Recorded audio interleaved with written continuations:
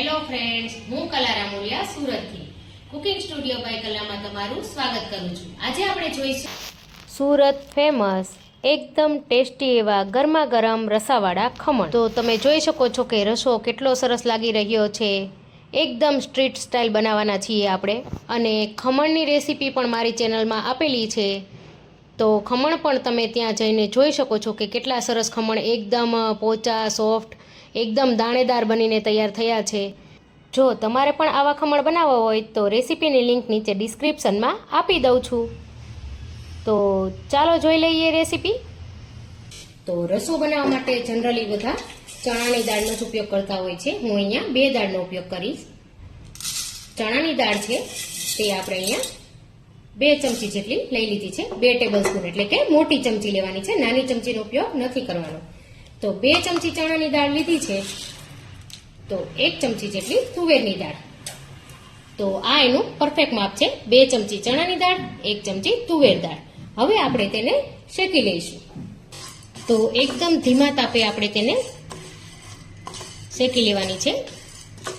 આછો brown colour થાય ત્યાં સુધી શેકવાની છે. અત્યારે આપણે 3 થી 4 મિનિટ સુધી એકદમ સરસ શેકી લઈશું. આ જ રીતે ધીમા તાપે સતત ચલાવવાનું છે. હવે શેકાતા મારે લગભગ 3 થી 4 મિનિટ થઈ ગઈ છે, અને તમે જોઈ શકો છો કે એકદમ સરસ કડકડી થઈ ગઈ છે. આ રીતે જુઓ.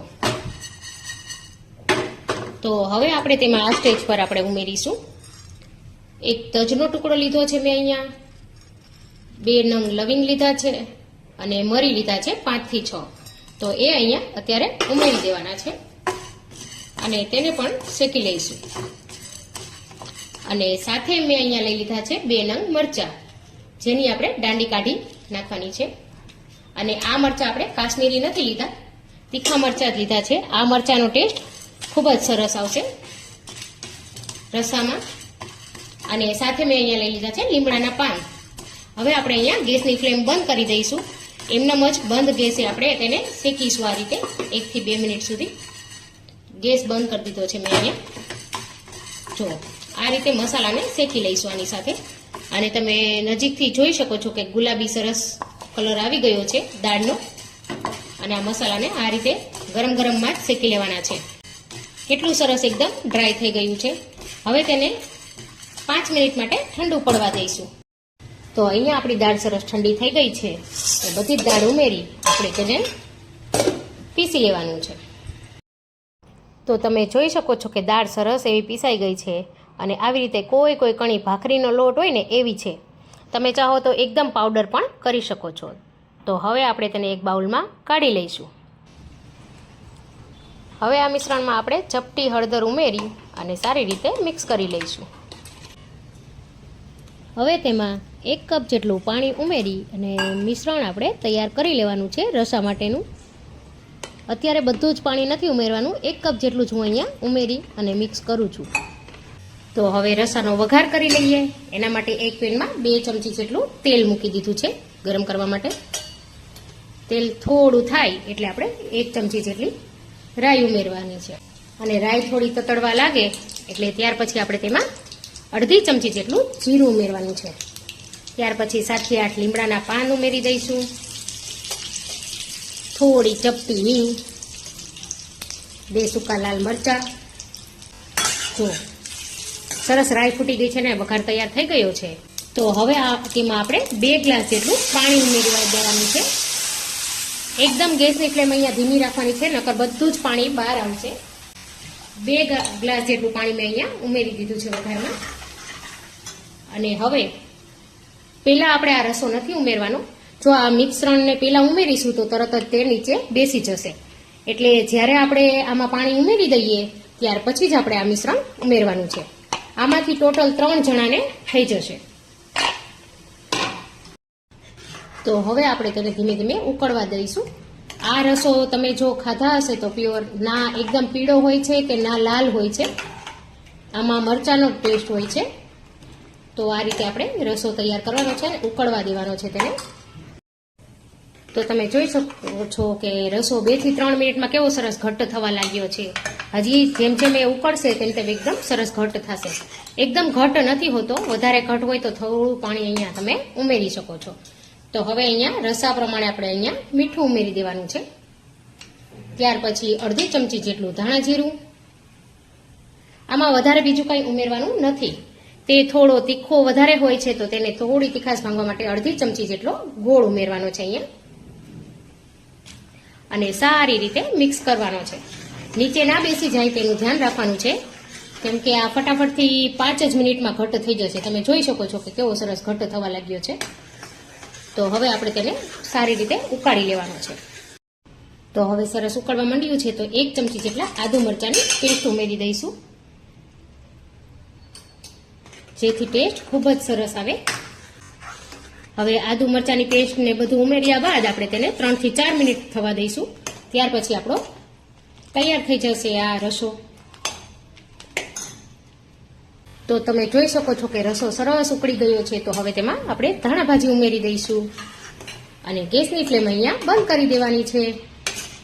તો તૈયાર છે સરસ મજાનો ખમણનો રસો.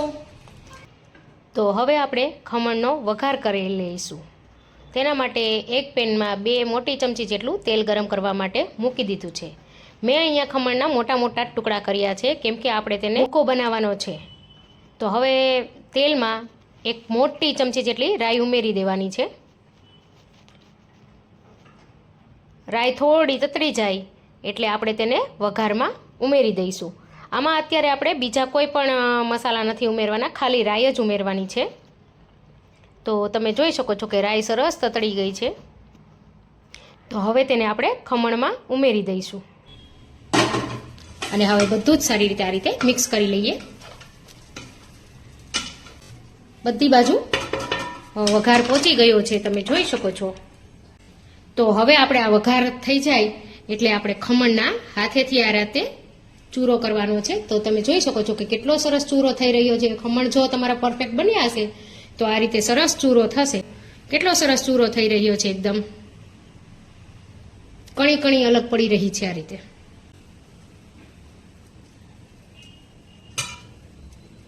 તમારે જ્યારે સર્વ કરવું હોય ત્યારે તમારે આ રીતે ચૂરો કરી અને સર્વ તમે કરી શકો છો. એવું જરૂરી નથી કે પહેલેથી આપણે ચૂરો બનાવીને રેડી રાખીએ.